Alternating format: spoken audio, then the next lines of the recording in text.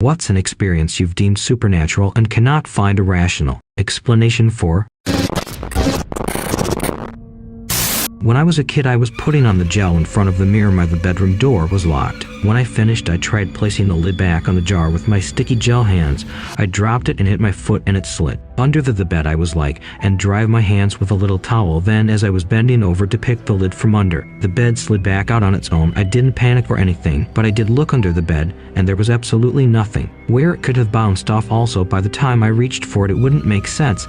Either way, it's not a scary or interesting story with poltergeist activity and humanoid characters, but I always think about it. What was it? What pushed the lid back out? I'll never have an answer. During the Bush War in Zimbabwe in the 70s, most civilian road travel was in convoys escorted by armed police or army. There was an armed vehicle in the front of the convoy, one at the back, and one roving along the line of cars. My father was the cop driving the roving vehicle in a convoy going from Bulawayo out of the South African border at Bike Bridge at the point. They were doing a vehicle count and noticed there was one vehicle missing. They rechecked against the list of registrations, and sure enough, one car wasn't there. They radioed back to Galand, and a vehicle was dispatched to see if somehow one had broken down, and nobody had noticed nothing. Shortly afterward, they received a message that the vehicle had been found. It had pulled up to the police station in Masina, which was about half an hour beyond the border in South Africa. The bewildered driver could not explain how he went from being in the middle of a line of cars to being several hundred miles away on the other side of the border. The family's passports were checked, and there were no immigration stamps or indication they had been through the border post. He swore this was true. I choose to believe him because, man, what a weird story. So many years ago, I was dating a girl. Now that's supernatural and of itself, but there's more. I cared for her deeply. First relationships will do that to you, but she was in a bad way. Too much partying, too many drugs, hanging with what is absolutely the wrong crowd, and some very illegal. After she broke up with me, that I'm really not comfortable discussing. A couple of years go by. I think of her on occasion and hope she's doing better, but not terribly often. Than one night, I have the dream in it she's standing by my bed and reassuring me that everything is okay. She's better now and there's no need to worry about her anymore. I dream, but I don't think much of it until 2 days later when I catch sight of a newspaper with a story about having found who had gone missing. She owed it on heroin. The night I had the dream, she wasn't a saint, but she'd also come up a bad way, and according to what mutual friends had relayed to me, I'd been one of the few people who really cared about her. I don't really have an explanation for what happened, but I like to think that she wanted to make sure I knew she was going to be all right. It's part of what leaves me firmly believing in some sort of the afterlife.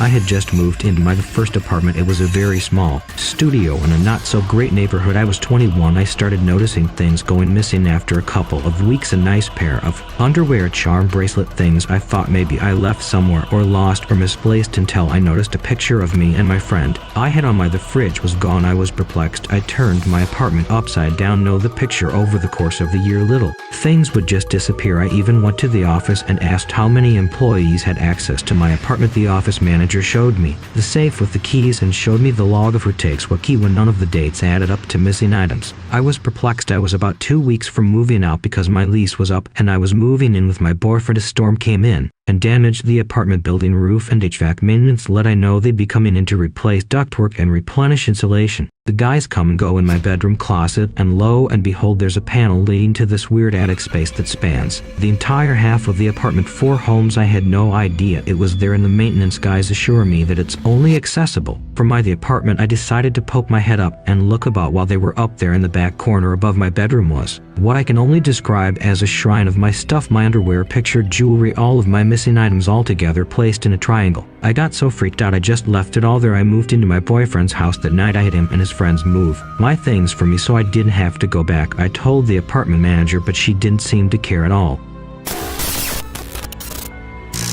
I get physically ill when I talk about it still, because I know someone was watching me the whole time and I had no clue. I have an old TV my parents bought way back in 1986 when they were living in Germany. When I was little, that TV was retired from the main family TV to the basement TV, and my bedroom was in the basement. I very clearly remember waking up in the middle of the night frequently and randomly for years and laying down on the couch in front of that TV. It would turn itself on and play music for me so I could fall asleep on the couch. As I've grown older, moved from place to place with it, it's done on other things turning on to full screeching static. When the toaster caught fire while I was in another room, or dramatically turning off and not coming back on when I've been awake for too long. Weird. Really, I don't know what's up with it or inside it, but there's something in there, and it's my oldest and most loyal friend. At first, thank you, kind stranger, for the gold. Second, it is a Hitachi brand TV. They bonded on a military base post-exchange in the middle of the 90s. We visited some family at their farm in another country, and the place was super rural, like they had some pipe coming out of the side of some mountain for fresh water and one of these dumpster toilets that is actually just a hole in the ground,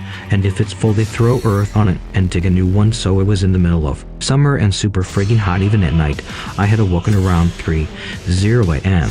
because I needed to take a leak and went outside to go to that little hole in the ground. There was near no electric light outside, so no light pollution, just a brilliant starlit sky all over and around me. So I looked up and let it sink in, and just in the moment when suddenly a thick fad gleaming life beam raced from left to right over the sky, stopped freaking in the middle, hung there for about 0.5 ones, and then raced off to the right. Of a whole thing lasted for less than 2s, but it left me dumbfounded. I was never a big UFO believer, but damn, what the was that? Oh my gosh, I had almost forgotten about this incident, but I saw something kind of similar when I was in the high school. I dated a guy who lived a couple streets away from me, and we'd usually call each other to catch up in the evenings. One summer night, I had gone into the backyard to sit on the porch swing while we were talking, and I was kind of just spacing out, staring at the stars and airplanes overhead. We lived by an airport, so there were plenty, when I noticed what I thought was a really bright large satellite slowly moving across the sky. Satellites. I tried to point it out to me BF, but he couldn't find it, and as I was watching and describing, it made an abrupt 90-degree turn, sped up a little bit,